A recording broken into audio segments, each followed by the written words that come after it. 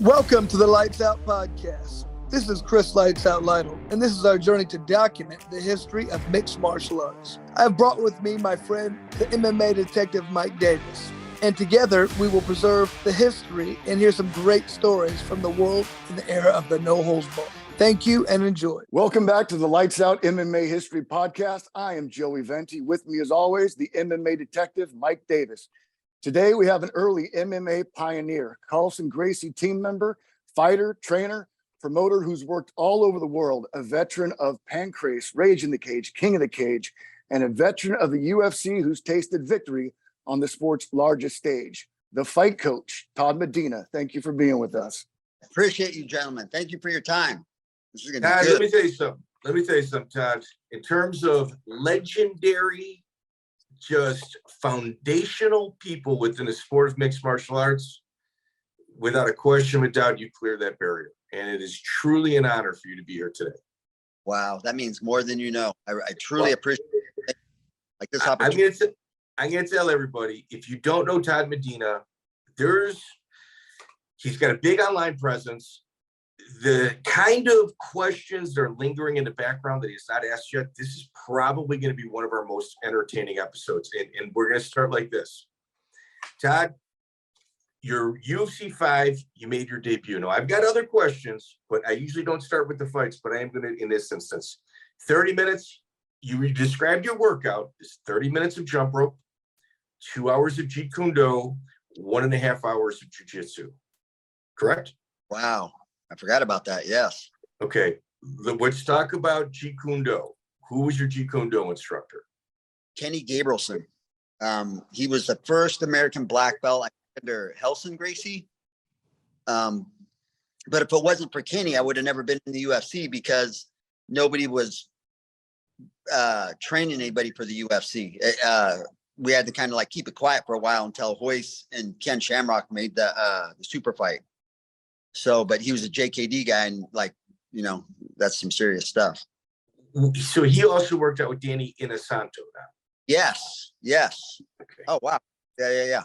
You know your back. So did you work out with Danny before? No. It because of the situation for the UFC, and when I met Kenny, we almost directly started training for the UFC, and nobody could know that you were training for it. And like so many people were going to get it out. It was like really like we trained in a garage. It was really tight lipped, and yeah, so I didn't get to train with some of the people I wanted to, or you know, the other guys were. Who did you train jiu-jitsu with? Initially, it was with Kenny. I went to the UFC with UFC 5 with Kenny Gabrielson because he was a full instructor in JKD and he was a black belt in jiu-jitsu. And then unfortunately, right after the UFC, one of his sons got cancer.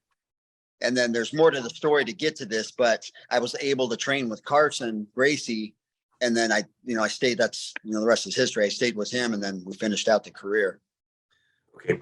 But you also were friends with Joe Son and Kimo prior to UFC 5. Ow. Yes. Kimo and I did a lot of security bodyguard work, just being knuckleheads down in Houston. And Joe was in that circle. He didn't work with us, but like him and Kimo and Joe were like pretty closer than Joe and I were, but yeah.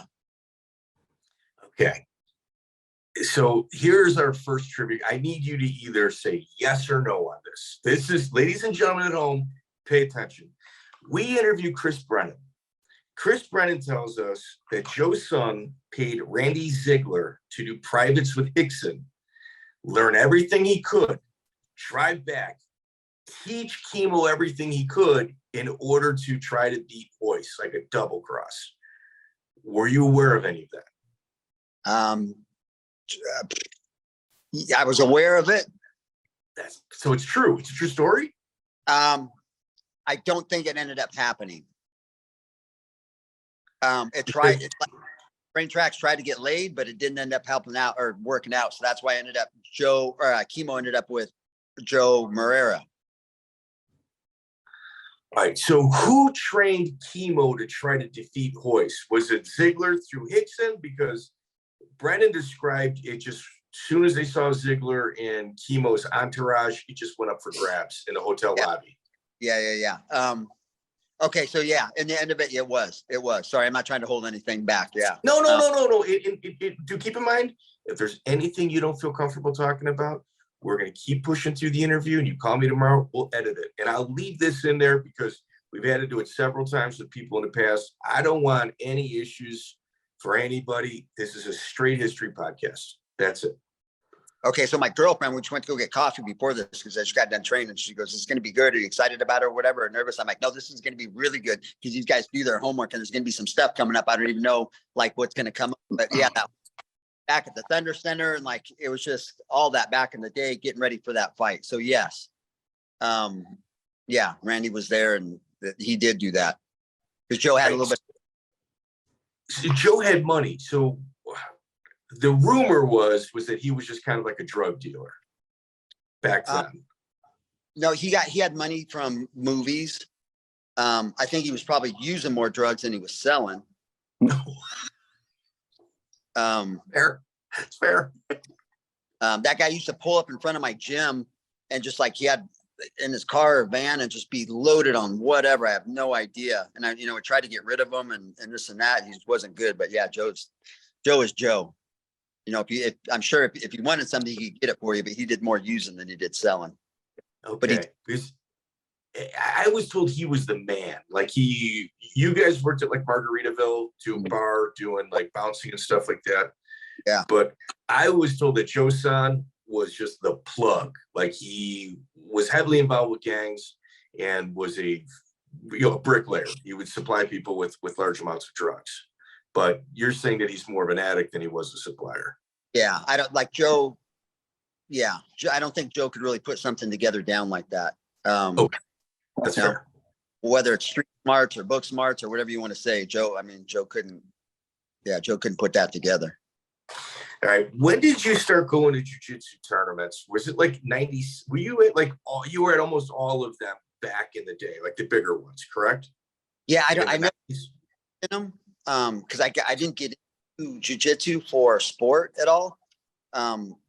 Somewhat right after UFC 5, Kenny wanted me to do a jiu-jitsu tournament. It was a big one. And I went, we waited around for hours, ready to get on the mat and stuff. And this wasn't my thing. So it was like 12 o'clock. I still hadn't competed. So I didn't compete. I just bounced. So with that said, I'm like, I didn't get into the sport to do, put the gi on. So I did a lot of freestyle stuff. That was my get down. There wasn't as many as the gi as the sport, but yeah, I did. Okay. Brennan actually. Okay. So at UFC 5, you were listed as 5-1 in full contact matches. Yeah. Were there like the illegal fights taking place? Were the gyms? How do you describe? How would you describe? I wouldn't necessarily, sorry to cut you off. I wouldn't necessarily say illegal because there was no commission back there. So, I mean, nowadays you could say it like that. That was illegal. But back then, no, because you just do a fight and that's what it was. Like there was a ton of smoker fights back then, every weekend or whatever. But I fought in Mexico for those. And I fought the 5th or 6th one up here in the States. But I spent a ton of time in Mexico. And the crazy part about that now is the promoters or the other coaches or whatever are now the officials for the Mexican, either in the MMA, for MMA or boxing, the commission. Right. And in Mexico, I got my notes on Mexico. So in Mexico, there was a CFC in Rosarito. Yeah. There was the Heto Maximo. Yeah. And then there was Cage of Fire in Tijuana. Didn't one of those promoters end up on the wrong side of a cartel? Yes. Oh, wow. You're good. Can you let us in on that? I don't know enough about that story, and I spend too much time down there now to open my mouth. I don't want to. That's it. That one. Fair enough. Enough. But good. But what you're saying is spot on. I think the best interview when he retires from the fire department is Eric Del Fiero, because he's an American doing MMA bouts for over a decade in Mexico and dealing with all of the moving parts there with relative ease and no problems. Whatever's happening backstage at that moment, when he was doing them, I guarantee there could be a movie made about it. Yes, absolutely. Yeah. And yeah. So down there anymore if you made that movie. The smokers you had here, was it like Cobra Fighting Federation, or did it predate that? Do you remember any of the names? No, it wasn't even a name. It wasn't even a name. I think I was having a conversation with Brennan, maybe. Yeah, names there. I even the very first King of the Cage was out in some dirt parking lot with the ring was all janky and this and that or whatever. But that maybe was even the first organization that really started, using a name, but it wasn't there yet. Remember the guys in San Pedro that had that cage? That's Kaj's Cage Combat.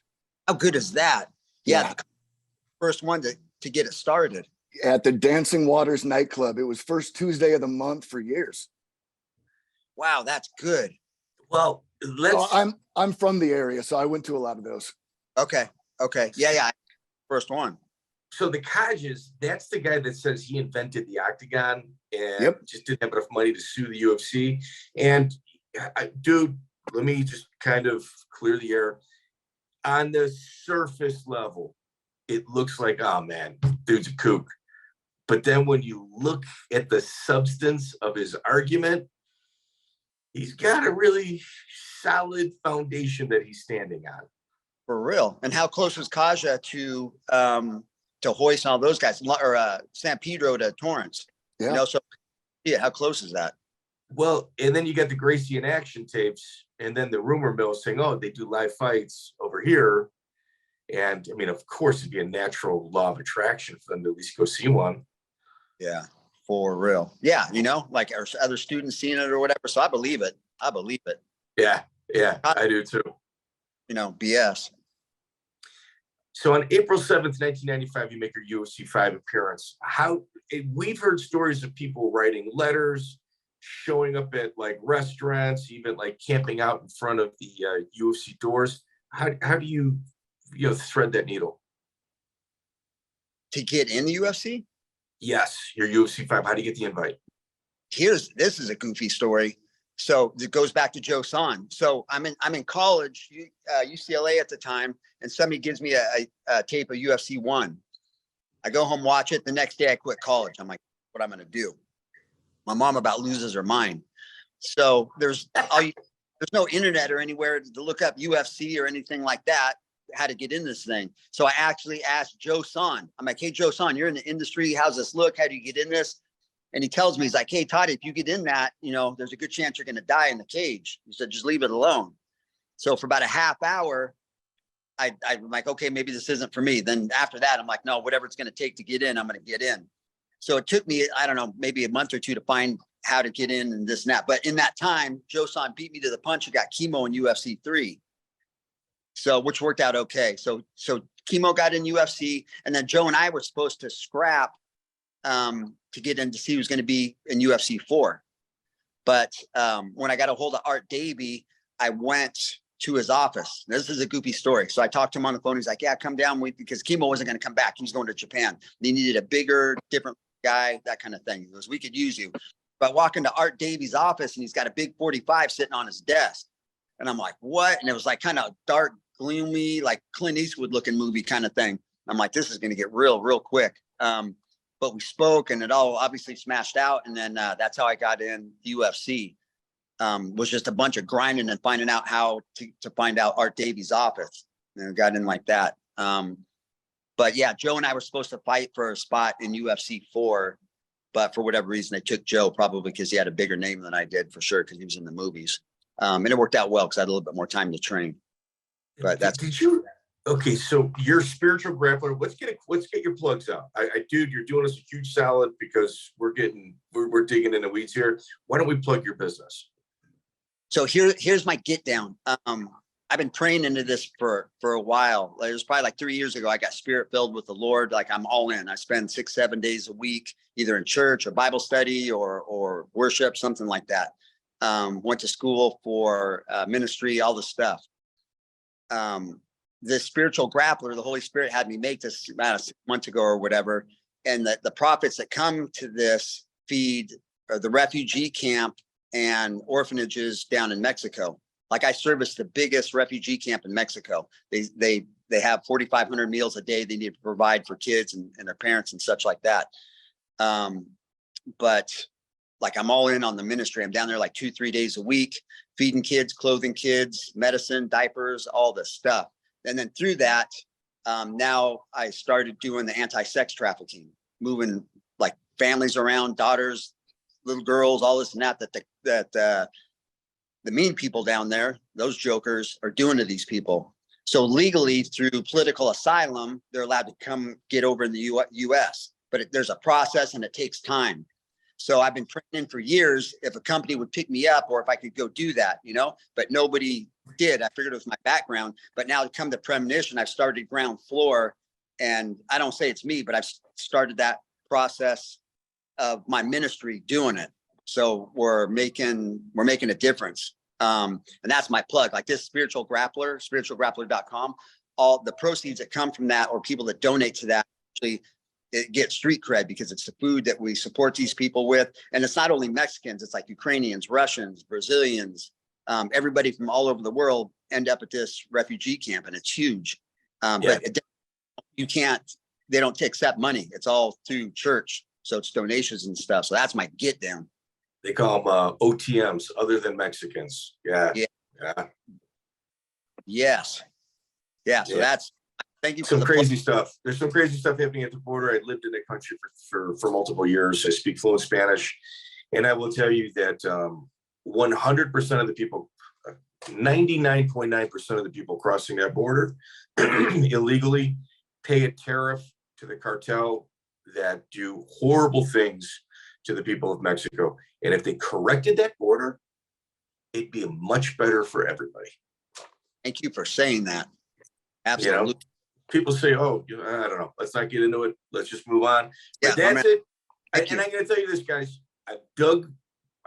I really dug into the weeds on this gentleman right here, Todd Medina. Everything he says, it's not a scam. Like there's a lot of people that use the Lord and religion as ways to do nefarious things. This gentleman right here is wearing wearing everything on his shirt sleeve, man. It is, you see what it is, what you get. And I appreciate that, Todd. Now, Kimo and Joe Son advertise themselves in US3 as being spiritual people, and they would ask for donations so they could fight all over the world. You never got wrapped up into that. No, Joe initially, when Kimo got paid, it went to the church of Joe Son. Like Joe Son was shady from the go.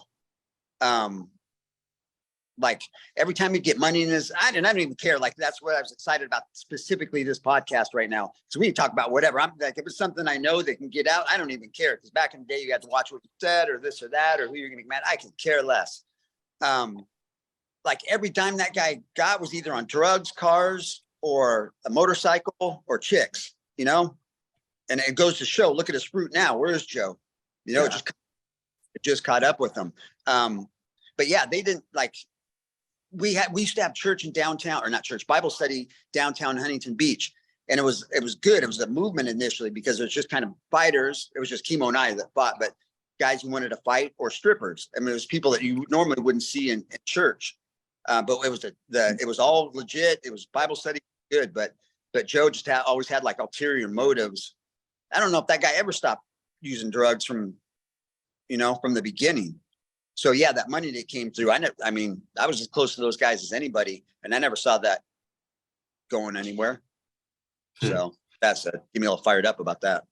No, it's okay. All right, UFC 5, Larry Thunderford Curitin. He was from the American Kickboxing Academy in New York. Was known for his stand-up. He used to be at Lou Neglia's like early events in the New York, New Jersey area. How did you prepare for? We know how you prepared, but were you concerned mentally going into this fight?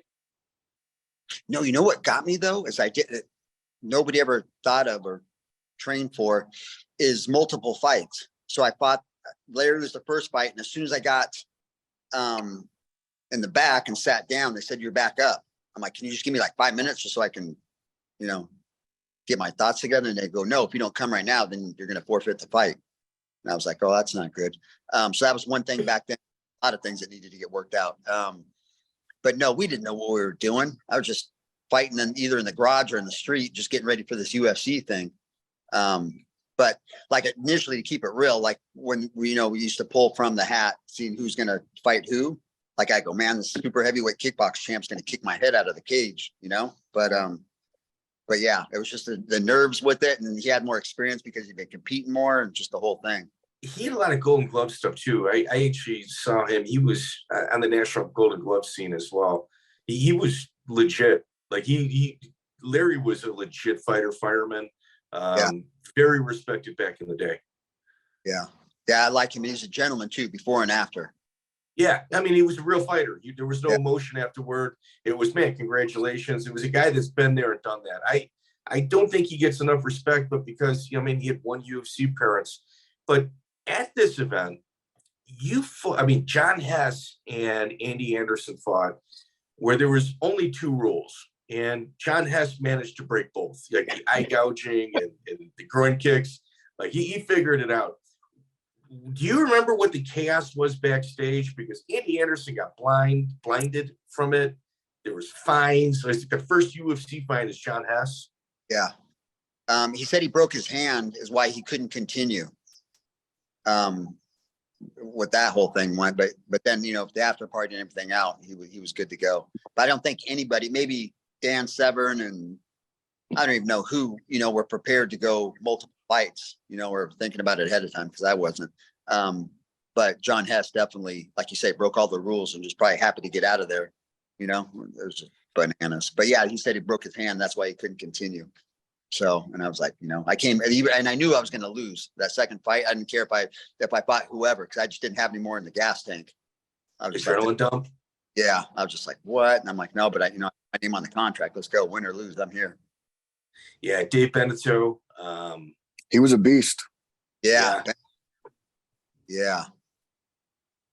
And then years later, you know who Obaki is? Tim Katoffel. Yeah. So when he went to the UFC King of the Cage, he trained for his fights with us here in California. But I remember Tim just putting a whooping on Benito, and I was like, man, I couldn't get over how fast he just went through that guy. But I learned a lot through Obaki. Benito is actually a huge attorney right now in Canada. He's got a phenomenal job. I talked to him a couple months ago, agreed to do an interview, and he just said, man, this would get me in some trouble. I'm going to have to pass until I retire. But he was like a paramedic, head of the union. Like he's always somebody that took on more duties, and he was a badass. Wow. I didn't know that. Yeah, he was a good guy. Still is. Yeah. July 14th, 1995, it's UFC 6, Rudyard Moncoyo versus Pat Smith. You're in Rudyard's corner. It's a pretty legendary corner. It's yourself, Chris Brennan, and John Lober. Yeah. So he was actually closer. Rudy was closer with Kimo than I was, but for whatever reason, that's one thing. Joe and Kimo didn't like sharing the spotlight with anybody. They wouldn't help you get a fight. They wouldn't do nothing. So Rudy came to me. He's like, hey, can you help me get in the UFC? And I'm like, yes, okay. So I called obviously and got him in, but he was still, he was usually, I thought in my mind, still training with Kimo or training with him. And a couple of weeks go by, I go, hey, how's training going? He's like, I'm doing good. I'm playing video games every day. Like whatever that video game is, like karate, whatever. I have no idea. I'm like, yeah, but how's training going? He's like, no, I don't. I playing video games. I'm like, bro, you're going to get killed in that thing. So that rumor that got out. I didn't say anything. That got out that he wasn't training. So I showed up and he obviously got in the UFC. I called Art Davies. Like, okay, we'll get him out. Because he forged the letter saying he was the champion from Ecuador, the no rules champion from Ecuador. I'm like, so he's got to, be tough or skills or whatever. And then that got out. And then we get to UFC 6 and John McCarthy sees me. He's like, hey, Toddy, what's up with this? I hear your boy is playing video games to get ready for the UFC. And I was like, man, just please stop the fight soon, because this kid is going to get killed. And then, so it was kind of not all worked out ahead of time, but, just keep an eye on this kid because Pat Smith was going to put a whooping on this guy one way or another. And I was grateful that Pat wasn't able to get hands on that kid because Pat was mean back then. Pat would just put whooping on that guy. So yeah, that's how that whole thing. And then Chris was with us. which I wish I would have had the opportunity sooner. I mean, Chris was a little bit smaller back then, to get Chris in rather than Rudy, because Chris for sure would have done better. So how does Chris wind up in that corner? I mean, you're friends with the guy. He's not working out with you. How does Brennan get roped in? Chris and I go back some years. I think he just wanted to go. I'm like, yeah, That's kind of how it was. That's how it was. You know, I'm like, yeah, more than welcome. I mean, you know, like, yeah, I mean, what's that kind of opportunity to know somebody to get you into UFC to go, you know, and then work the corner or whatever. So, yeah, and that's how that came through. And then Chris and I are still cool. I love that guy. Yeah, dude. He did like a 4 part series with us. It's some of the most compelling listening, because like every stage of his career, and then even afterward, like this whole James Krause thing, he had his kid over there when it all went down. So it's like he's like a magnet for like huge events in MMA to take place. Like Brennan, his career is incredible. Yeah, for real. That guy's got in the story, like you say, the stories behind that. He's got story after story after story. I was like, and they're all real. They're yeah, all real. Yeah, he knows. How was he as a bouncer? Good. Initially, he got better, but initially he was hands-on, that guy. Yeah, he was hands-on. But he was cool. And then he started to mellow out like everybody does when you get a little bit older. But yeah, I've seen that kid throw some people out and do some stuff. But one good thing, because you always knew he had your back. So it was good. And that, you know, it's easier said than done. Did he beat up Everlast at your bar, or was that a different bar? I don't even remember keeping that real. Yeah. The singer Everlast, he touched up. Yeah. Let's fast forward a little bit. January 18, 2003, you're the main event against Edwin Deweese in the Ring in the Cage. A Rage in the Cage. Apologize. So here's the thing, like that used to be bread and butter. Take them down into the fence, give them the arm. And then when they're trying for the arm bar, just like, you know, put your fist through their face. But that was the promoter, and I can't remember his name. Edwin was Roland Soria. Okay. So that happened. They stopped the fight. Initially, they said Edwin won, then they called it a no contest. But before that, and Roland and I were boys. And I think I fought with, I don't know, my knees were blown out, something. I had a legitimate injury. But he's like, oh, please, you're the main event. Can you please, you know, keep doing it or whatever? I'm like, okay. So after that, they called it. They said that I lost. I was down in the warm-up room, just kind of waiting for Roland to come make good on it. He never showed up. And this is way unlike me. Wait. First off, this is a different time. This is a different era. Yeah. What took place then is a lot different than would take place now. I mean, there was no attorneys back then. You dealt with it when things came at that moment. That's so good you would say that, because there's so much like now that it's so different, right? Like even at Rage in the Cage, like I remember in the cage, there was some bars had padding, some didn't, or whatever. You know, there's holes, all this dealt with it. And then these guys complain about a guy being a pound or two over with weight. Now, none of that happened. You know, you just showed up and went. Like, who you fighting? Go, I have no idea who I'm fighting. I mean, but yeah, thank you for touching on. So I heard you. Did you beat up Soria? Yeah, I put a whooping on that guy. I was so, because his whole thing was he's like, hey, we're super good friends. You have to fight. You know, you can't. You know, even if you're injured. I'm like, okay, I'll show up and fight. So I did, and that happened. And then I waited downstairs for a while for him to make good on it. And he didn't. I came upstairs and I saw him standing next to the cage, and I just took off after that guy. And the next thing you know, I got like 10 security guys on my back. So whatever. And then after that, I'm not sure, or hopefully I can go back now, but Arizona Commission wouldn't let me take any of my guys. They could go. I just couldn't go. They compared me with Mike Tyson. They go, that Medina guy's the same as Mike. Can't have him around anybody, this and that. And I was like, Mark Senior was the referee. And this is what I will tell you.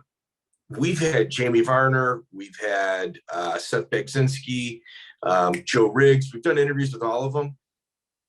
Every single one of them are jealous that you got to put your hands on Soria and they didn't.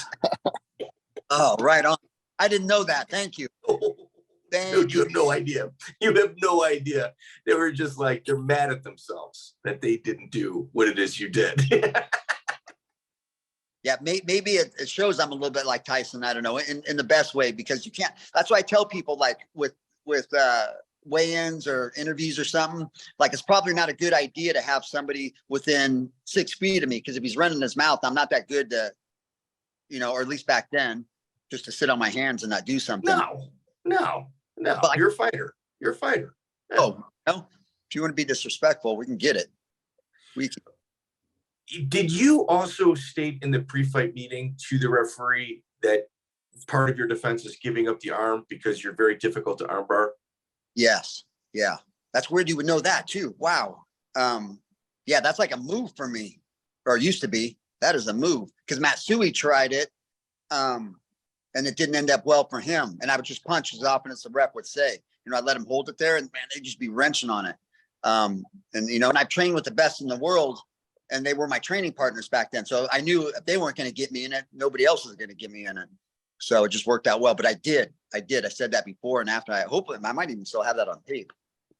Yeah, it is. I didn't see it on YouTube, but I remember when that was making its rounds back in the day. After UFC 6, do you pick up, who's your manager? Is it Phyllis Lee? Phyllis, I was with Phyllis for a little bit. Okay. I don't even know why I wasn't with Phyllis for a while. I don't even know what happened with that. Not bad, because I love that lady. Yeah, so she gets you over to Japan, where you fight two really high-end guys. You fight Takaku Fuke, and you fight Minoru Suzuki. Now, here's the thing. When I got there, there's a gentleman from Australia, and I get there and everything's all good. We're doing this. And he's like, hey, you're not allowed to, even though it's pancrase open hand, you can't be physical with these guys. You can't punch them. You can't really knee them. You can't do anything. I'm like, so why am I here? I'm thinking that. So like, I don't know the whole reason why that happened the way it did. Because it was the same thing there too with the home bar.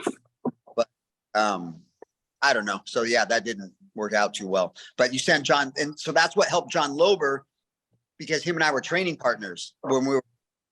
I let him know because they're sending you over there because you're you for a reason, And so I go, just keep that frame of mind. Don't fall into that trap where they want you to compete or, and how everybody else be yourself, actually be more than what you are. And it worked really well for him. He lost a lot of fights, but kept bringing him back.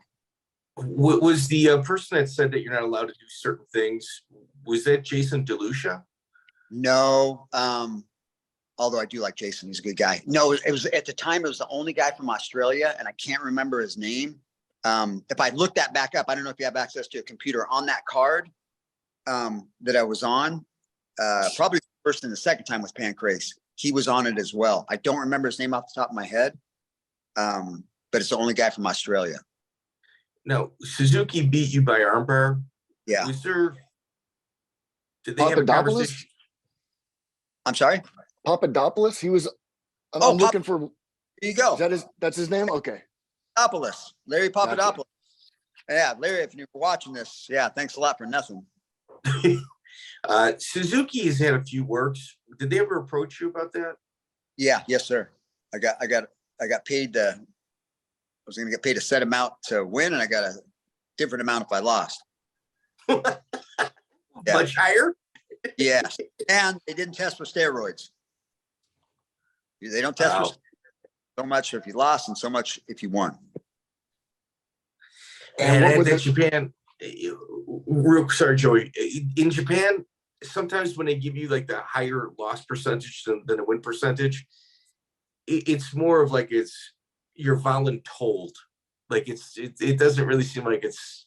Did you kind of get that feeling? Yeah. Or 100%, especially if you have a family at home or whatever and you're kind of counting on the money.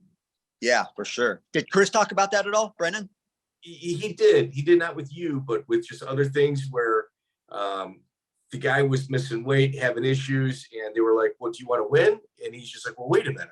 Yeah, we've had a lot of people. Coleman said he got $75,000 in his interview, to do a fake fight. Yeah.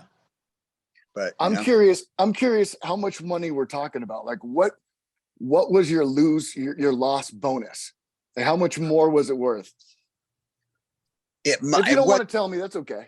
No. It wasn't much. Like, I'm going to say it wasn't more than like 15 grand. It's not like I were to give you another. That's big money back then. Yeah. And it's just cash. You get to go home with that. You know, you're Right. just like, you don't have to split it. But back then, it was good money. Yeah. And you're dealing with a literal mafia. For real. Yes. And that's another thing people don't realize back then. Yeah. It's like an actual mafia, not like, a tough guy from the neighborhood that, it's got little scams here and there. It's an actual mafia. In so many countries, like especially like Russia, I got out of there because I wasn't supposed to win that fight. But yeah, 100%. And I remember those guys in Japan, they would take me out and around and show me all the stuff. And this is when laptops were first coming out, giving me laptops, giving me money. But man, if you cross those guys, that's the thing. They got you in. Yeah. It was. Let's talk the Huntington Beach scene. So like Tank Abbott, you obviously, you're like one of the few people that I've done research on that people say, well, I didn't really know Tank. I didn't hang out with him, to where you kind of, floated around and had no issues anywhere you went. Yeah. Tank's got problems with everybody. The last, I think, 3 of his fights, this is going off a little bit. We helped him get ready for that. That was pretty cool. Buddy of mine, Ryan, who was his training partner. But and still to this day, I'd like to think I'm the same way. Like I just get along with everybody, and it's, especially down here in Huntington. That's where I'm at right now. As crazy as that is, I'm in Huntington. Did you ever deal with Eddie Ruiz, ADCC vet? Yeah, why do I know that? He was one of Tank's entourage. Yeah. I actually think Eddie and I were okay. Maybe that's why I don't have yeah. He looks like a rough guy. In all honesty, he looks like somebody you'd meet at a prison yard that could 100% handle his business. And he wasn't a bigger guy. So yeah, like what? Like a 180 guy or something like that? I think he even fought 55 at one point. But probably 80. But those guys, specifically those two, would put whoopings on people down here. It was in Huntington. Yeah, that whole crew, anybody he ran with, which wasn't huge, but man, those guys used to put whoopings on people. Yeah, that was crazy. I forgot about Eddie. Man, you got good research. So you, Kimo, Joe Son, and John Lober are in a gym in Huntington Beach, powerhouse gym. Wow. Tank Abbott walks in and grabs the grabs the microphone, so the entire, like, it cuts through the music.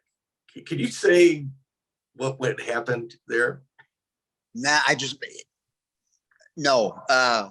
can't actually, because real, not for any other reason, but I had left maybe like 20-30 minutes before that happened. I could say this big story or whatever, but that was the thing. And keeping it real, like I didn't like being around Joe Son when he was around. It was just a pain in the ass, that guy. So when him and Kimo would come through, usually I'd end up leaving at one point. But I know for a fact that Tank had a big problem with Kimo. Like he didn't. So Tank goes into the bar, or into the powerhouse gym. From what I was told, that he was drinking, grabs like the microphone, calls Kimo a big pussy with him and his buddies in the gym. Did they actually fight there? What I mean, what did you hear happen? Obviously you weren't there. A bunch of words and people in the middle of it and pushing and this kind of thing. It never turned into anything. But that, like, I remember specifically after that moment, they were trying to set that fight up.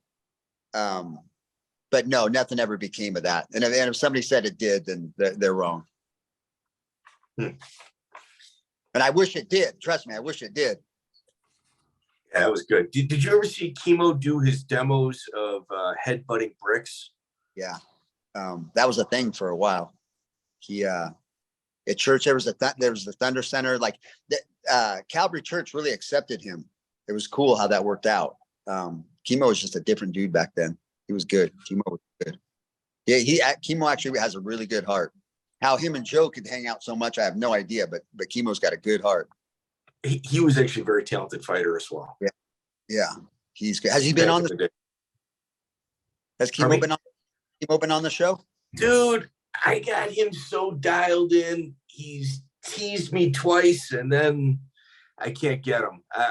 Dude, I really would like him because like there's so much like to him that like people either A, don't know about, or B, it's so interesting that he's never talked about.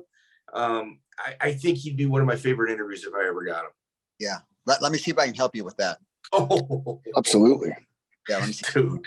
Oh, that would put you on our Mount Punchmore right there. I got you. Let me get praying about that, and that'll happen. That'd be good. I'll take that. So you're in Japan for a while. You got Fuke, Suzuki. You beat Antonio Ribeiro by guillotine at Universal Valley Tudo Fighting Championship. But then you hook in with Federico Lapenda, and you go to Aruba. I heard like there was issues between you and Evel starting at like weigh-ins where he was like throwing furniture off the balcony. Yeah.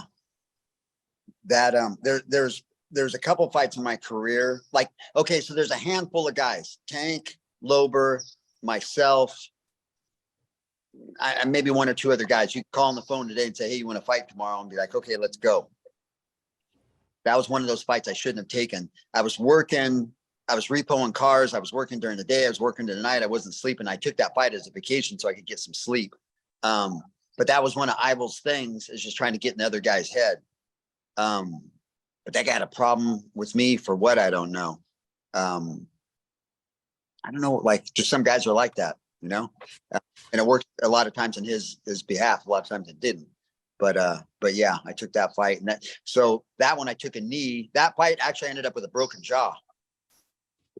Yeah. So, and still haven't got it fixed. I'm just kind of running with it. So, but whatever. Evel's a savage, and he's very emotional. Like he's very emotional. When we interviewed him, he said like his mom left him and his brother with his mom's sister. They were just maids in Holland. She went back to Haiti for like a week to visit. A civil war broke out, and he never saw her for another 10 years. Right? What kind of story is that, right? Have to Dude, live that. That's some wild stuff. You at this time hooked in with Carlson Gracie. Am I correct? In my timeline?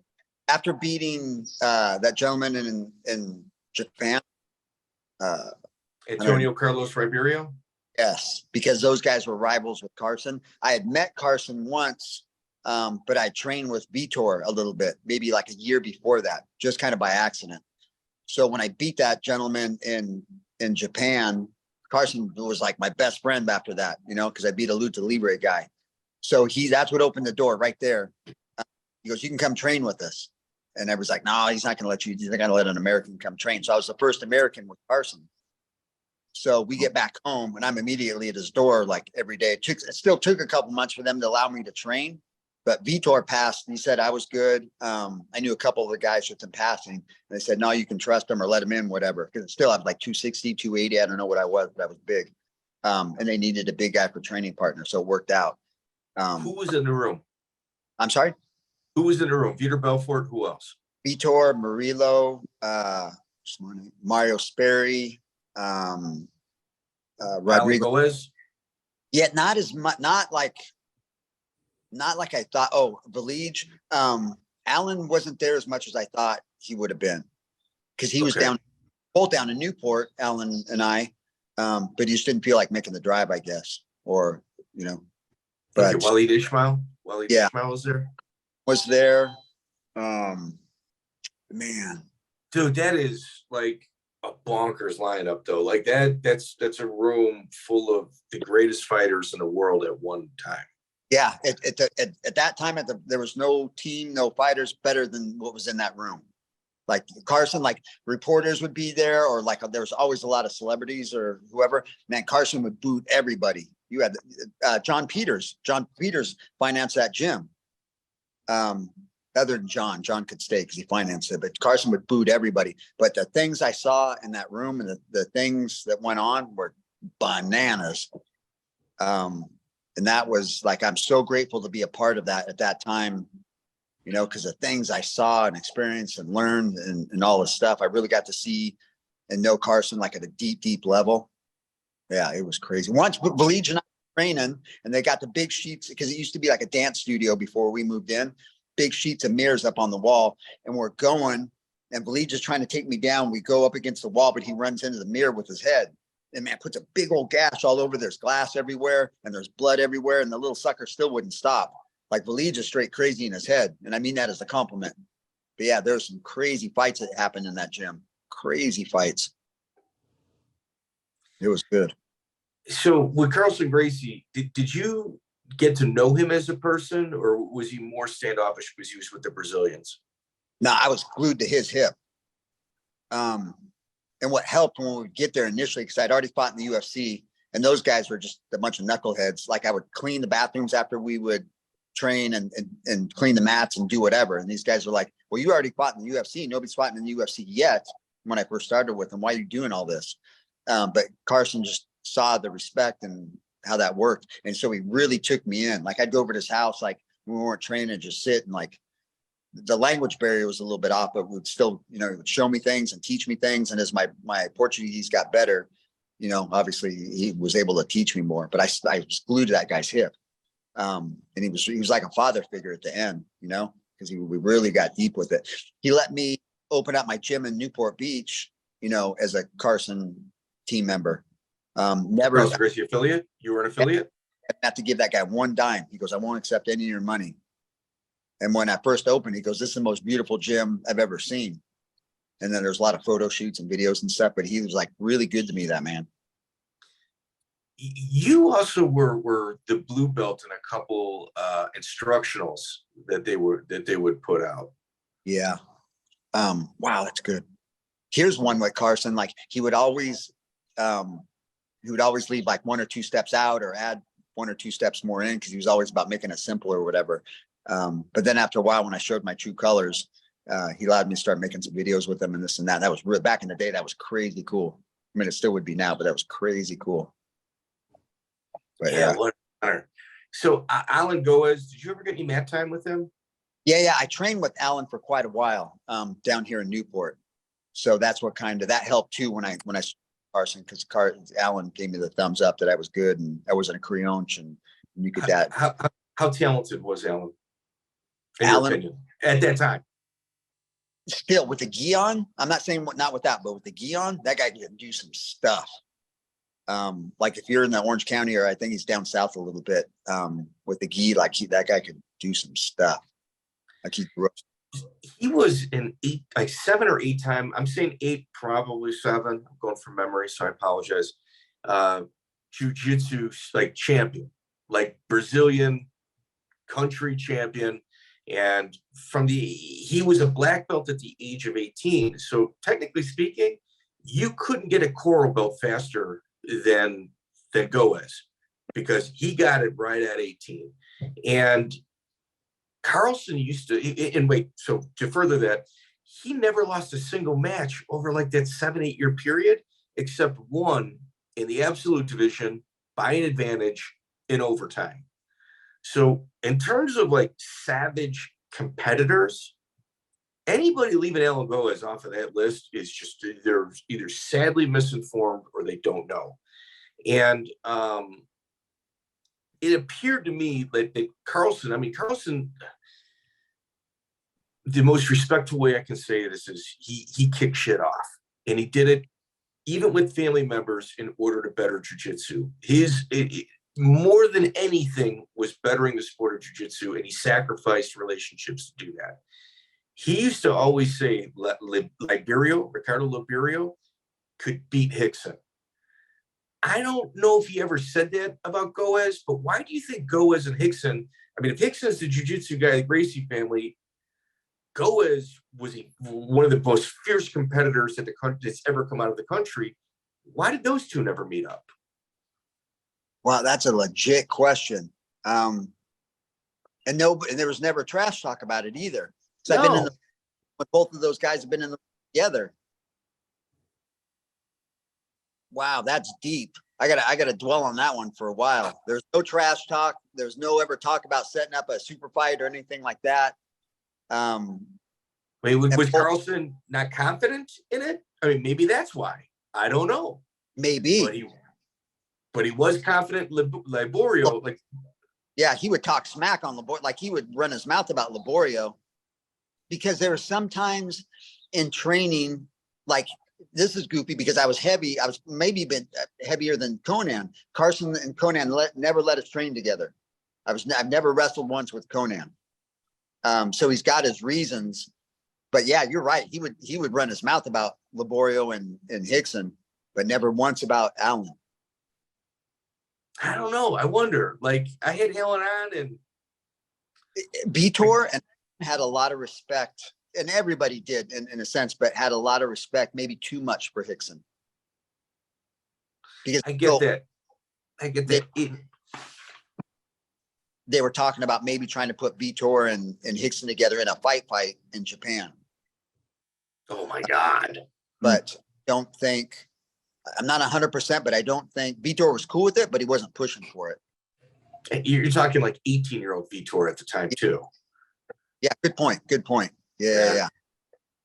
What's wild with Libório is, like, the interesting thing is, like, when you talk to people, like we just had Tim Kruder on. Tim said, you know, he was a purple belt, rolled with Hickson. He's like, I felt like a child. I felt like I almost wanted to quit. Like, you hear that repeatedly from, like, my jiu-jitsu heroes about Hickson.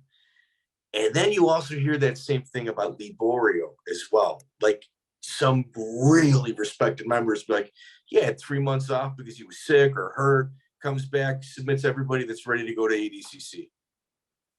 Yeah. What was your experience with Libório? That guy could do things that I have never experienced, like the things he could pull off. And it was so much, like, just not even, you know, chess to checkers, like everything you hear about both those guys, Hickson and Libório. But I got to experience it with Libório. And the cool thing with Libório, he would stay and repeat it with you, or make sure you understood it, or like he was about it. Like he was like that was one thing. He was like Carson with that, the things that guy could do. Yeah, I love Libório. Yeah. He's such a good person. Yeah, Libório's a good person. Yeah, he gave us a great interview. So when you went out to Russia, how do you, it's April 9th, 2000, you go out to St. Petersburg. Martin Malkhasyan is your opponent. Actually, another very respected Russian guy. You knock him out, 546. How does that fight come together? You just said his name, the Brazilian, the promoter. Frederico Lependa. Rico hit me up knowing I was going to lose that fight. I had a fight a week after that for King of the Cage. So, like, I was in shape. I was in shape for that fight. So he calls me. He's like, hey, you want to take this last minute fight and rest up for the title? And Carson and I were supposed to get that fight, not with the same opponent, maybe like, I don't know, 5 years before that. But last minute, over $1,000 that they said that, I don't know, it was coming from somewhere, like, say we were going to get 50,000, but they only had 49. I don't know what it was. Carson, it was crazy. Carson canceled the fight over $1,000. I'm like, Carson, I'll give you the extra 1,000 out of my purse. He's, you know, he goes, no, it's over principle. Same thing when somebody gets a bad call at a jiu-jitsu tournament and he snaps his fingers and everybody on the Carson team up and go, you know, nobody questions it. But he's like, no, it's principle. You can't, we're not going to let him screw us over $1,000. So we didn't get to go. I didn't get to go. And I was like almost out of fight camp for that. But yeah, so with that one, but Rico hit me up last minute. Was think I was going to lose that fight because that was way mafia deep on that fight. That fight was serious mafia ran. Crazy shape. So we get there. You talking about Rico Rodriguez or Rico Chiappa? No, the promoter. Frederico Lependa. Okay. So we get there and they see me like what I look like, and they're like, "Oh, you're in some shape or whatever." So they did a bunch of shady stuff, moved me around on the fight and what I could eat, not eat. It was just a big kind of mess or whatever. So there's a lot of money on that fight. So obviously I ended up winning that fight. And And that was just a good timing for me. And then when I came back the week after to fight King of the Cage, and I was had jet lag, I was just not feeling. And I told Terry, I'm like, hey, Terry, I'm not really down for this fight, you know? And I was top of the food chain then because I just beat that one belt first and still the only heavyweight to have the M1 belt from America. That belt's got me some juice. Well, let me kind of set the table a little bit. So April 9th, you fight in Russia. There's a time lag difference, stuff like that. And then in April 15th, you're looking at a very short turnaround. You're fighting Vernon White and King of the Cage. Yeah. Like you haven't even gotten over your jet lag yet. Yeah, which I knew I was going to lose that fight. But Terry, he's like, hey, you're my friend. This is the main event. You know, you still do it. And I did. That was my main event, or that was the fight I had signed first. And if I put my name on the contract, whether I'm injured or not or whatever, I'm going to show up, which I kick myself in the butt for doing that. But it is what it is, and that's what happened. Yeah, Vernon got a pretty quick KO. Yeah. Dude, it happens. It's the game. It's the game. It is what it is. It is what it is. You know, it's nothing personal. You're not listed as a black belt under Carlson Gracie. Either is Vitor Belfort, I might add. Yeah. I don't understand. I mean, this is rude of me. I mean, Joe, I'm under Joe's, I have that organization as a black belt. But still the last one that gave me, I think, a 3 or 4 stripe a couple years back ago. And I don't remember this gentleman's name, but he's a coral belt. But because I was with Carson, it was like super important for him to give me that other stripe or that black belt, whatever. You know what? I don't even know who I'm under that gave me my black belt. Did you get a black belt from Carlson and you're just not being recognized? Yeah. So I'd like you say Vitor and I both, and I don't know how, and I don't push the envelope on that one too much. Do you have pictures of Carlson giving you your black belt? You know what? I don't know where those are because I've got maybe John Owano might have them. John Owano might have them. But I tell you what, man. Some of the politics of jiu-jitsu, I mean, it make you kind of shake your head. Are you the first American black belt under Carlson Gracie? The best of my knowledge, yes. Wow. Carson. And then since he passed, and now it's like a business, and like there's so many, like you say, there's so much politics. Like I don't even have any Carson logos in my gym, just to keep out of the I'm just like over the whole thing. You know, so I just yeah. Well, where were you at with the split with with everybody in regards to the Brazilian top team, what became the Brazilian top team essentially, with everybody splitting? Where were you? I had a weird relationship. I was like Switzerland on that one. I still flew. Me and Valige still flew the Carson flag. Maybe we're the only two, because Carson had an A team or A team, B team, C team. And if like us on the A team, like he wouldn't allow the guys on the C team or B team come in and train, but with whatever. But on the A team, it was just Valige and I that stayed running Carson's flag. Then it went American top team and Brazilian top team. But I was still cool with those guys because it was all over money. It was just the only over money is how that came to be. And yes, go ahead. What as you know, he raised those kids since they were young. He didn't get any money for those boys, and he was safe going to get them from school, keep them out of trouble, spending money on them. And then when they get to where they are, they should still respectfully give him the same amount as they've always been. But I think it was Mario that made the biggest stink. Like, well, if you're not here with us to train for this camp, I'm not going to give you whatever 20 or 30%, but I'll give you the 10. And Carson's like, that's not right. He goes, I don't want any of your percentage. Keep it all in pound sand. But yeah, I stayed with Carson. Wow. Whoever brings you to the dance, stay with that person. And that man did some stuff for me. Yeah, I do commentary quite a bit, and I always shoot when I can. I shouldn't say when I can. Every event I drop Carlson's name at least one time. Right. Thank you. Yeah. If it wasn't for Carson, none of this would be here. No, for sure. Or it wouldn't be at the level it's at. Let's just say it is here. You want to make that argument? It's not going to be at that level. No way. For real. That man gave his life for the sport. Died with $300 in his checking account. Like, what is that?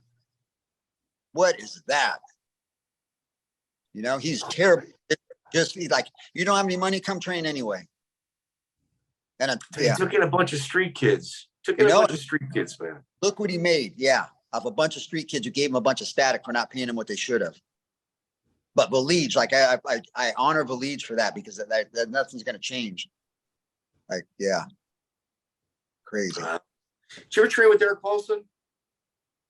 Yeah. You know what? The past couple, I think maybe the 5 fights I had, or the past 8-man tournaments, I trained with Paul. I went to his gym because I don't think I had one, because I was traveling back and forth from Europe. I love Eric Paulson. I love Eric Paulson. He's such a good man. Good for the sport, good for the community, good for humanity. Yeah, he's another guy that got politically tossed out. Like he should be a dirty dozen. He should be one of the first 12 black belts. He was doing privates with Hoyce and Hickson in 86, 87. You know what I mean? You're going to tell me he's not a dirty dozen? You're going to tell me that, you know, politics didn't throw him out of that elite group? It's like, you don't know what you're talking about. I don't know. I know he never told me that, but. Yeah. So. How did that happen? Yeah. Eric Paulson's a good dude. Love that legend. Guy. Yeah. Legend. For real. Yeah. Still putting his work in. Do you know if he's healthy right now? I've been reaching out to him, but he doesn't check his Instagram. I don't have Facebook. I'm like mentally ill with free speech, so I don't have a Facebook account. I've been trying to get a hold of him, trying to do a follow-up interview with him. I'm going to go get on that for you too. Kimo and my man. All right. On this. You don't even know. They put a lot of Japanese guys up against you. Yeah. Were you being targeted, do you think? Because your next opponent was Matsui. You know, the bum out deal with this is I was supposed to get Sakuraba. They go, if you just did good, you don't have to win. Just do good against Sakuraba. And you got him after that fight. I'm like, let's go. So that fight. Do well against Matsui. Okay. Yeah. Do good against him. I'm like, all right, cool. And then that fight ended up happening how it did. And then I fought, I don't remember who the next Japanese guy. So I didn't get the fight, obviously. And Sakuraba was there. And I'm not a guy to talk trash, but man, I was like running my mouth a little bit trying to solidify that fight. Dude, can you imagine having that, win or lose, having that guy's name on your record? Come on, that's a W, man. Yeah, I would have paid to have that fight, but it didn't. Yeah. So like, they did. I know they just didn't want, and not that he hasn't had, because I mean that guy's had some very physical fights. But they like more like the Gracie. You know, he's the Gracie killer guy, more technical than more physical. And so Sakuraba was at the King of the Cage fight. He was in the audience. Yeah, and that was the first and only time he had been to America. Well, that's when King of the Cage was sending them guys back and forth. They had like a partnership for a little while with Pride. Yeah, that was the organization to be in. That's right. Yeah, it was good. That's what King of the Cage actually cared. That's what we refer to that era. Yeah, the good old days. Yeah, good. It's never going to be like that again, obviously. Yeah. No, it's a garage sale. Yeah, it's like a secondhand store now. Wanderlei Silva obviously had some issues with the knees again. It seems like the high-end strikers kind of figured low and up the middle was the key to beating you. How was Wanderlei before and after the fight? So here's the get down with that one. I got that fight. Him and I were both doing good, crushing it. He was over there. I was over here doing it. And Pride put that fight together. So they said, whoever wins this fight is going to start making some money. I'm like, let's go. I've never been in better shape for a fight than that fight at that time. I got off the plane. Romy Aram. Romy. Yeah. Yep. He was black belts. 4 or 5 guys with me. Romy was one of them. Love that kid.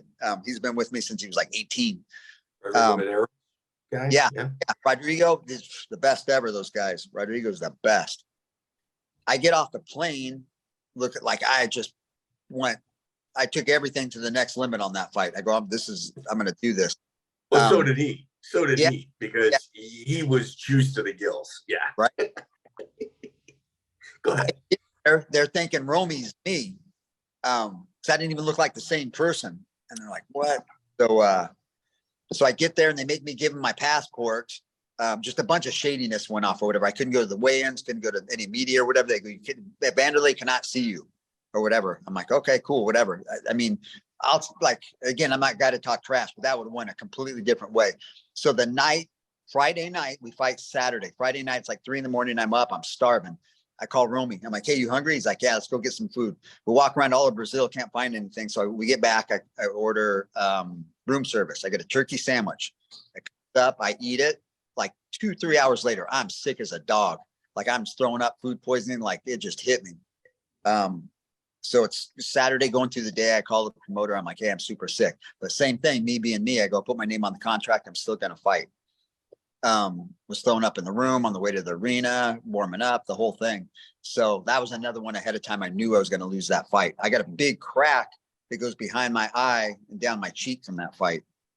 But that, like, afterwards, I'll go, I'll fight cheap. I'll fight for free. I'll pay him to fight again. Just give me that fight over. And obviously that never happened. But that's one fight I had all of them I wanted back. How was he to deal with? Was he pretty intense though? I mean, outside kind of prima donna stuff. I don't even know because I was like not even present at that fight. Like okay. I was. Yeah, I can't give you an honest answer. But my mouth, like they would, like I wish I would have had that fight back, or just I would have just not fought and took it over or something. And just so everybody at home, they're thinking, oh, this is when like Wanderlei, maybe he didn't know his name. It was just maybe it's like 3rd or 4th fight. Wanderlei was like 11-3. He was frightening to look at, and he already had enough highlight reel knockouts to, get a viral YouTube video had it existed at the time. Yeah, he was. You knew what you were walking into, and you were sick. That's win, loser. I wish that fight I would have been healthy because that would have been a good fight. Man, we could have just got some. Oh, that would have got ugly. That would have been the dog fight right there. You mentioned King of the Cage earlier, August 4th, 2001. Chris Brennan's fighting Kevin Hogan. You're backstage. They announced Chris as a Marco Huas Valley Tudo student. And rather than his own next generation gym, it was a mishap on the announcer. What happened backstage? What did you witness? That turned out to be a big old melee. Wow, did Chris tell you that story? Yeah, he did, but I found out you were there. He didn't mention your name, but yeah. I called him and confirmed. Yes. It's crazy. There's a bunch of things that have happened that Chris has been with me, or I've been with ever. That went down. I put a whooping on somebody, and so the police were. What went down? Like, what was it? Marco? Who was all on the opposing side? There was him and a couple Brazilians, but there was more Americans because that was the students or whatever. I'm off on the story a little bit because I got into the fight on the side or whatever you want to call it. I don't even know. But I ended up putting a whooping on this guy, and then they went and told but everybody was fighting and I didn't even start it, but whatever, even if I did. So I might not be able to tell as much story as Chris for sure, or some other guys, but that happened. And then he went and the police got involved, but the police were there or whatever. So they put me in a trailer. And then I think it was actually even Herb Dean. I'm not sure. They put me in facilitated this, put me in a trunk and got me out of there. So I didn't end up getting in trouble for getting in that altercation, but it was a big deal. He said it was Pedro Hizzo. Yeah. It was, Huas, Marco Huas. I don't know if Babalu was there, but it sounded like an all-star team from Brazil, and it wasn't his fault. You know what I mean? Like, he fought a bunch of times under the banner, changes it, ring announcer screws up, and all of a sudden he's got to pay the price for it backstage. Chris is not, obviously been in quite a few street fights, not afraid of it. And he described it as, it was not going to be good for us. He's like, the only thing we had was numbers, but it was bad. It was real bad. Yeah. That, I don't know why those things follow that kid. because he's a good dude. He's a great guy, you know, just, yeah. And that wasn't his fault, but yeah, that got crazy, that He's fight. sober too. I mean, if you Yeah. add alcohol to that guy, he's not alive. Yeah. He's had too many instances just with bonkers stuff, with moving parts that you have no idea how they accumulated here at this moment, right when he is there. And you add alcohol or drugs to that combination, he's not alive. There's no way. It's too much. Yeah. Not to get off a subject, but you know what? I think Jeremy Williams was with us on that fight, or was there at that time. Chris Brennan's first black belt, Jeremy Williams, he was there. I missed that. Wow, crazy. Okay, yeah. That's wild. That's wild. Were you at the King of the Cage when Ken Shamrock beat up Mark Hall in the bathroom? Yes, but I was nowhere near when it happened. What can I ask? What you heard about that? Here. First off, Todd, if you, Joey, where would you rate our Tony Galindo Lions Den podcast tell all? Where would you put that? It's up there. That's an animated guy telling great stories. Yeah, it's a good one. And he was there. He was one of the security guards, kind of watching the door with Vernon White. And they said that Mark Hall, I think, either was looking at Ken's wife wrong, or may have said something to Ken's wife, or he was arguing with Ken. His wife spoke up and he kind of said, "Oh, am I speaking to you?" There was something disrespectful there, and Ken had to handle it. Okay, then we're on the same page. Okay. But did that start in the restroom? I don't know. I know it was ugly. That's all I know. Yeah, I don't know enough about the story, but for some reason, I think that started in the restroom, and you're correct. He said something they shouldn't have said, and Ken being Ken was just about it, and they got it. Yeah. How come you never wound up over at Lions Den at all? You know what, Kenny, and I respect him for this, back in the day, came up to me and offered me, he's like, "Hey, you can come up and live with us and be one of our guys. I'll pay for all your stuff, your food, your travel, blah, blah, blah. Everything you make off of fighting." After that, I did half. And I was still cool with that.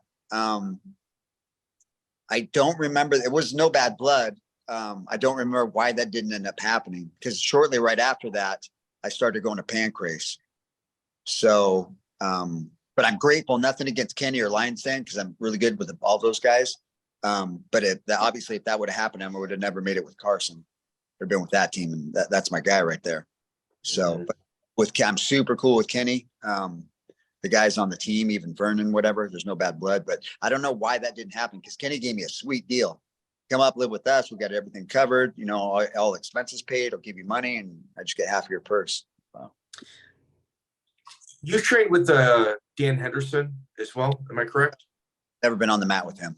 I wish. Okay. What about Antonio McKee? Maybe once or twice. But Antonio and I are cool. Like, he used to come down to my gym, and that guy's crazy in his head, with the most respect possible. That guy's crazy in his head. But no, maybe a couple times on the mat, but I can't really confirm that. And I don't know why we didn't get more mat time in or whatever. What about Jimmy Ambrose? Yeah, he was with me until he started losing. Now this is a crazy story. So he's with me. I think we have one or two more fights left with Terry. And then after that contract, he was getting Bob Sapp. Whoever was going to win it, I don't care, but there was going to be some serious money being made. So he has like one or two more fights left with King of the Cage one day. And Jimmy's just beating people. I get a call from Terry, just livid, just saying every name, number, whatever, He goes, "You guys signed a contract with Japan behind my back." I'm like, "I didn't, for Jimmy." I'm like, "I didn't do that." And he goes, "You better check that real quick." So I'm like, "Okay." So I hang up the phone, call Jimmy. I'm like, "Hey, did you sign with Japan?" And he's like, "Yeah, they offered me 25 G's. I'm like, "Bro, you signed a contract for 25 G's, which is okay back then, but not what he was going to make with Bob Sapp." So I called Terry back, and I explained I didn't know anything about it, and this and that. And so Terry and I were cool. We got back to cool, and we're still cool. Like, I got love for Terry. But Jimmy, Terry didn't even push his buttons about the last two fights. Contract, just let him go. So we get ready for a fight, and then it's against Josh Barnett, and then one is Josh Barnett, two it's in a ring. I'm like, if you're not getting paid enough, 25 G's to fight that guy in a boxing ring. They go, in a cage, it's a different story. But then we got there, and I could just tell when he was warming up, he was too nervous and just wasn't ready for it, and this and that or whatever. So after that fight, the people that got him that fight and messed that whole thing up started kind of pulling them away, and I really wasn't happy with him to begin with because he didn't keep his word. So that relationship just kind of fell apart, and then he just started losing, and he just went on a losing streak. So, yeah, he was with you when he beat Bobish for the King of the Cage title. Yes, he was looking pretty scary during that phase. But that was so good. Okay, so this goes back to Obaki. They were talking about it a couple months before it happened, and I asked Obaki. Obaki was with us. I'm like, Obaki, what do you think about that fight? And he goes, no, Jimmy needs like another year before he takes that fight. And I'm like, okay, because I respected Tim Catalfo. And then something happened last minute against Babish's opponent. They called me like, hey, you got like a month or something. You want that fight? Or maybe it had been 2 weeks. I don't know what it was. You want that fight? And I'm like, no, we'll take it. Let's go. And then obviously it ended up happening what did or whatever. But yeah, Jimmy was just a complete monster back then. Well, Bobish was coming off of a big win against Pele. So he was looking pretty good. Yeah. And Jimmy just rolled right through him. Wow. Yeah. That's so much he's got. Jimmy fought at 330, and I was always trying to get him down to 300. I'm like, it's just too big to fight. I'm like, just come down to 320 and trust me on this one. Because Babish would throw these looping punches. I'm like, man, if you just stay center line up the middle, you'll touch him every time. That's why Babish tapped so quick, is because Jimmy broke some teeth out. And he's like, I don't want to pay the dentist to knock some teeth out or whatever. But what was that like fight? Like 44 seconds or something? It was under a minute, right? Yeah. I go, man, lose some weight and just come straight up the middle and you're going to win. He's like, all right. But yeah. So just so everybody can kind of put Dan Bobish into context, he was one of the founding fighters, I should say, of Strong Style. They're based out of Cleveland. Steve Miocic, that's his current camp right now. They had a real good crew of guys back then. I used to see Bobish fight regionally quite a bit back then. That's serious, right? That's a serious individual. Yeah. September 12th, 2008, you get flown out to Australia, the Cage Fighting Championships. You were supposed to fight James Tahuna. What happened there? Bro, this is crazy. So I go over with Hector Lombard. Hector didn't say, maybe Hector helped me with getting the fight. I don't remember. But anyway, so Hector's on the card. I'm on the card. I think we're the only two guys from the U.S. I mean, Hector's not a U.S. citizen, but we flew over from Paulson's gym. I get ready for that fight. So there's probably 8 of us in the hotel room. I'm the only guy they don't come pick up to go to the event. I'm sitting in my hotel room. I'm like, I'm here, like whatever. And that's the honest to God truth of the whole thing. I sat in my room just sitting, twiddling my thumbs. They picked everybody up but me. And it wasn't their bad until afterwards. We have no idea why we didn't come knock on your door and get you or whatever. Nobody came and got me. Nobody told me, and I knew I was ready to go or whatever. But that's the deal with the fight. It was, I can't explain it. I don't understand it. I don't know why it happened that way, but that's what happened. That's wild. So Hector Lombard, you were at the Eric Paulson's gym when Hector was there? Yes. Do you care to give your take on what took place between him and Josh Barnett? I wasn't there at that specific time, but both those guys are bullies. And they know they're bullies, but man, you throw hands with Hector and he's coming with it 100%. But like Josh takes over, like Josh is a big dude and a big man that can fight. I mean, that Josh was scary. And again, I wasn't there for that altercation, but neither one of those guys are going to back down. And I can't really answer to that because I wasn't there. Cool. What about working out with Jeff Newton? Oh, wow. Jeff Newton. That was another guy, kind of like a Jimmy Ambry's thing. If you just stay true to your team and like, don't be a knucklehead, like Newton could have been top of the food chain. Not that he wasn't, but like it was just some things that went wrong that shouldn't have got wrong. But if he would have just kept doing what he should have. Unfulfilled potential. Thank you. Thank you. That guy, I've seen that guy do some stuff. Like he was an athlete, like like, man, he got the leg thing down, like he picked up on things, but he just, yeah. Yeah, he was cornered by Dan Henderson when he fought Crilly. Yeah. So I really thought that like he was kind of like the next up and coming thing that was gonna make a name for themselves. I really did at one point. And I wish I wouldn't have gone the way that did, because that guy could have been not that he wasn't, but that guy could have been a name. I haven't heard. All right, so we're gonna get another soundbite out of this. He's gonna say this is another crazy story. This is how nuts Todd Medina's friggin' MMA journey is. October 2nd, 2002, Hitman Fight Promotions, Sonnen versus Babalu. You were in attendance. How do you find out about this stuff? Wow. Wait, Joey, say it. That's why they call him the MMA Detective. Thank you, Joey. Thank you. We welcome. promised that wasn't planned. Yeah. So tell us what the issue was and what culminated by way of what the rules that they were kind of abiding by. Please. Wait, are we talking about what happens in the cage or behind scenes? Well, from I gather, and I'd rather have you explain it. The police, it was one of those events where they had to tell the police that they were filming a movie, correct? Okay, correct. Okay. So because of that, they had to turn in the results ahead of time? Yes. Okay. So I'm going to give you two parts of the story, and maybe I'm thinking of something that you're not talking about. Whatever. So yeah, ahead of time they show up, and they had to give predetermined matches ahead of time, because it's like WWE. Now here's the story I'm thinking you're talking about. So I'm in the back with one of my guys warming up, or he is. So we're warming up, but there's stairs. We got the only room nobody was using. It's not like I tried to steal it. Upstairs, you obviously got to take some stairs up, and there's a room. So we're warming him up. He gets all done. He's up there doing his thing. So I'm sitting at the top of the stairs, just twiddling my thumbs, letting him do his thing, getting ready for it. Somebody walks up the stairs, and they're like, "Hey, I need to get in there," but there's nothing in there. It's just my guys.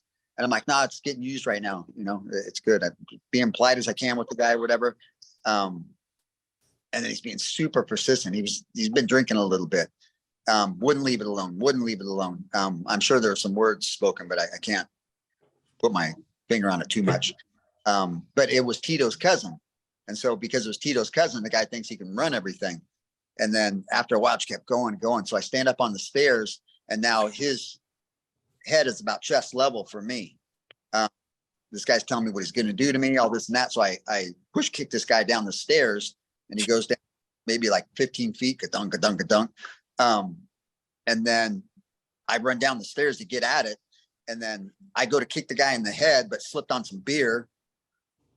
Luckily didn't end up on my butt. And then by then everybody's jumped in, and it turned into a thing. But I never got to put his cousin never got to put hands on one another, because I knew he was going to take a whooping. But with that, the police were there, obviously, because they had to get predetermined. I didn't even know how they found out about it, probably because everybody was just blowing it up. But that's the story I thought you were talking about from behind. So this is Paul Herrera and Dave Thomas's event, but Tito's also With I think he's also financing it. Yeah. So Paul Herrera, after Babalu was announced as losing to Chael Sonnen, I was told that he went after the promoters, and they had Paul Herrera and Dave Thomas. They found them hiding in a closet backstage because they were scared of Babalu. Yes. And you know what? I think Rico Rodriguez, or I know Rico was there, but for whatever reason, Rico was making the biggest, laughing about it the most. I think Rico was the UFC heavyweight champ at the time, or just lost it, one of the two. But no, you know what? You're right. Exactly. Yeah. Yeah. Wow. And how chaotic. I mean, you're fighting Tito's cousin. Yeah, I got you almost KO a drunk guy backstage. And then I got them hiding in a closet. It sounds like a shit show. Like to me, there's so much going on. Yeah. Man, how good. They're so good. That can't happen anymore. But those fights used to be so good. You would just show up and all the good stuff would happen for real. And there wasn't as many superstars back then. So everybody was in one room or, one event. There was somebody. Yeah, that was so cool. And you could just get in a fight with whoever back then. What was your dealings with Armando Garcia? I know when you were training Johnny Morton, you guys had a dealing with him. I hear nothing but nightmarish things in regards to his tenure as head of the California State Athletic Commission. You know what? I don't remember. So Johnny Morton refused to take a post-fight urine test. Dehydrated, concussed, and rather than wait it out, they just took I think $100,000, all of his money. Yeah, I cut Johnny maybe a week or two before that fight. He wasn't with me. I remember he would show up with his Ferrari and all this and that. And we both lived in Newport, so it made it easy. But they tried putting Johnny with a couple different people for whatever reason. It didn't work out, so he ended up with initially a good clip. But he wasn't listening. He's like, "Oh, I'm too good of an athlete to really need to train how he needed to." But the thing is, how he lost the fight is the same reason he got kicked out of my gym. Because instead of throwing a jab cross, he'd throw a jab. I mean, 1, 2, throw it at the same time. I'm like, man, if you keep leaving your hands out there, it's not going to be good. And he just wouldn't listen. So I'm like, hey, I can't work with you. You got to go. So I think he ended up with. It'll come to me in a minute who he ended up with. But I knew that was the thing too, going through like, hey, you can't take that stuff because they're going to test you for it. And he thought he was above everybody. And I get it, but I wasn't there for that exact whole dealings for that specific situation with him. Because I'm out like a week or two ahead of time. And the same thing, why he got kicked out is how he lost that fight. Wow. Joe Moreira. Can you give us a little background on him, your experiences with him, your thoughts of him as an instructor? I know Joe, not necessarily from that aspect. I know he was Kimo's coach forever, still is, I guess, if you're going to talk about it like that. I've always been cool with Joe. His teaching style or anything. Well, here's one thing I'm going to say. Not that back in the day, a lot of people would say they would come and train with Carson's team, come up with us because that was like a thing, and Carson would never let anybody come. There's been a couple people that paid Carson a good amount of money to just come up and train with us. They wouldn't even train; they'd sit in the background, take a couple pictures because they were there with everybody. Because obviously training was extremely different. They never wanted to get because it was real. They would never get on the mat or go with us, but they were able to pay a lot of money, get some pictures, and go let everybody know that they come and train, but they didn't. But whatever. I'm not saying said it. I'm not saying Joe didn't say it. He said it or whatever. And again, with the politics, I could care less because I'm completely taking myself out of that. I don't have any Carlson Gracie logos on my school. Like I don't even put his logo on my shirt because of all the politics. But lunch one day at a Cuban place in LA, and I don't know if Joe said this, but Joe said that he was one of Carson's black belts. Okay, so with that said, Carson said, if Joe shows up to my school, I'm going to give him a blue belt and tell him to shut his mouth, out of Carlson Gracie's mouth. So for whatever that was, I'm not saying Joe said anything. I don't know where it came from, but I know those words came out of Carson's mouth because I was sitting like 2 people over from him. But in and of itself, super cool with me. I got no problem with Joe. John Marsh too. John Marsh is somebody that's been around. If you look at his record, it's not impressive. But if you kind of look at the totality of it and like what took place in that record, like I got a world of respect for John Marsh too, man. For real. Like he's another one. Yeah, like I don't want to say 50-50, but man, you show up to fight that guy. Which one are you getting? Almost like you're gonna get. Joey, we've looked at John Marsh's record. There's some blatant mafia issues involved. Absolutely, with 2 different mafias. Yeah. He's like yourself. Wait, look at your record. I'm like, one, Todd Medina is unarmbarable.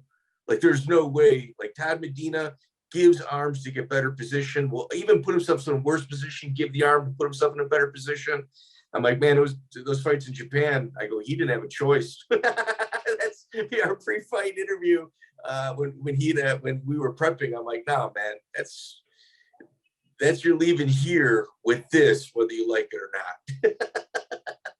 I'm grateful you said that, because I never been able to openly talk about that. It's true. No. Marsh is in the same boat. He's in the same boat. Like he's got some asterisks on his record. Like, nah, he didn't have a choice.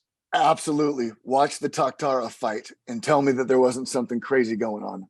Yeah. You had in Russia. Good action.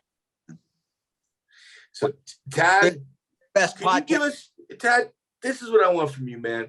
Close us out with something from the heart, man. Give us, our listeners, a little touch of what makes you, you.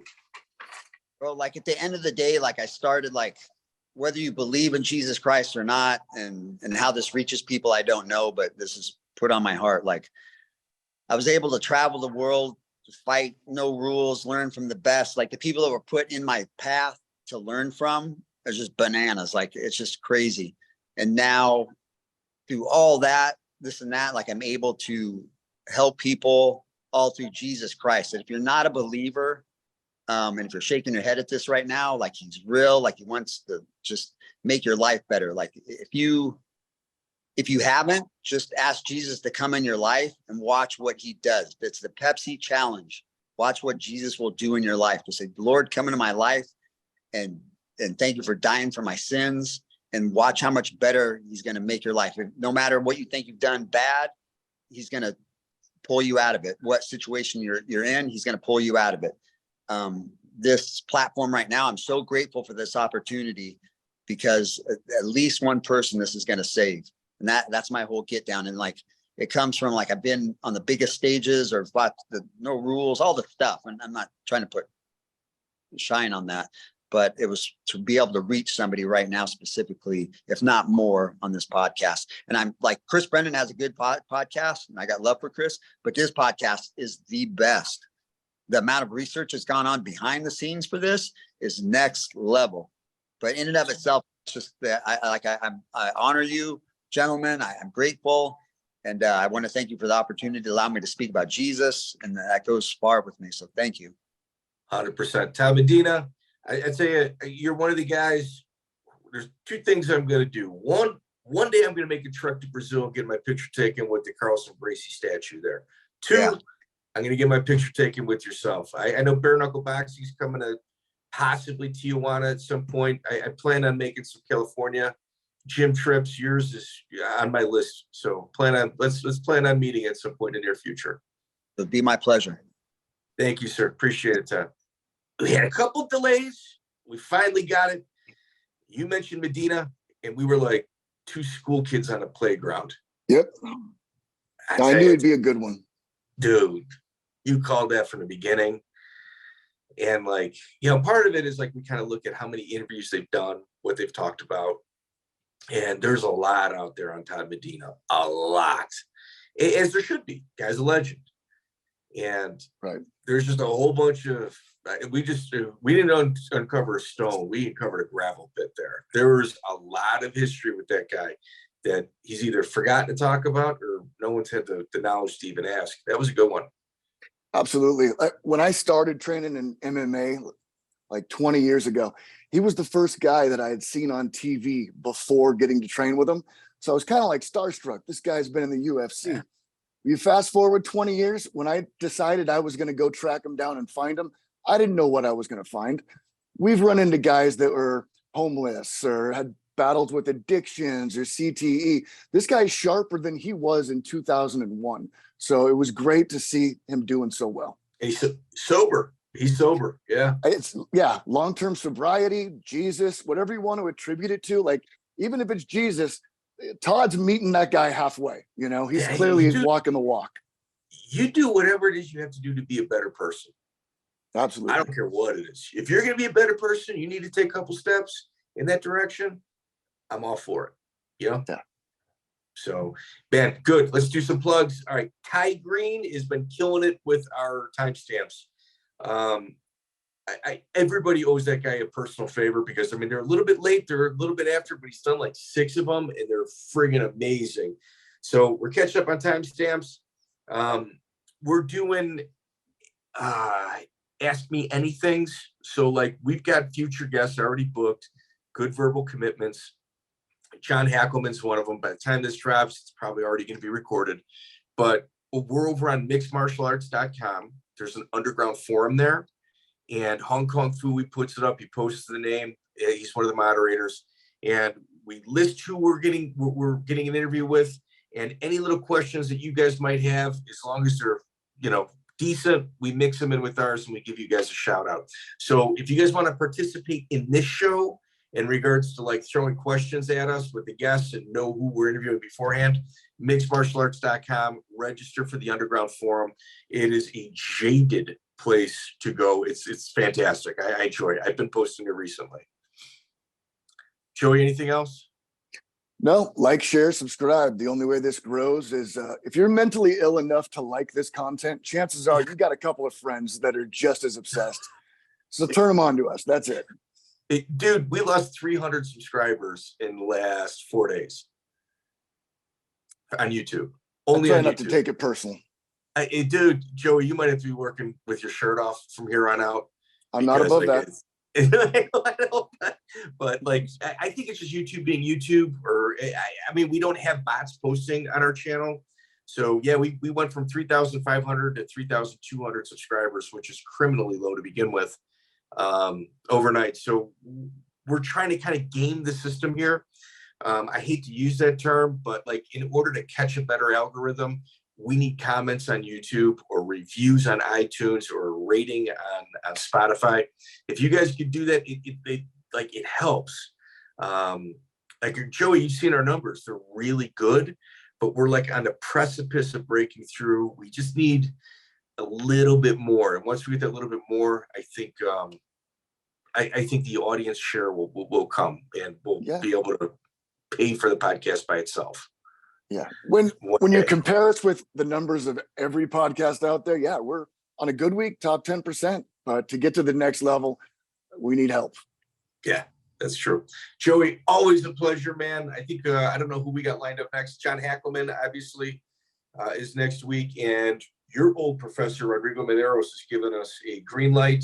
So we're going to be knocking him out quick as well. That one will be fun. Excellent. Joey, always a pleasure, man. Thank you. See you next time.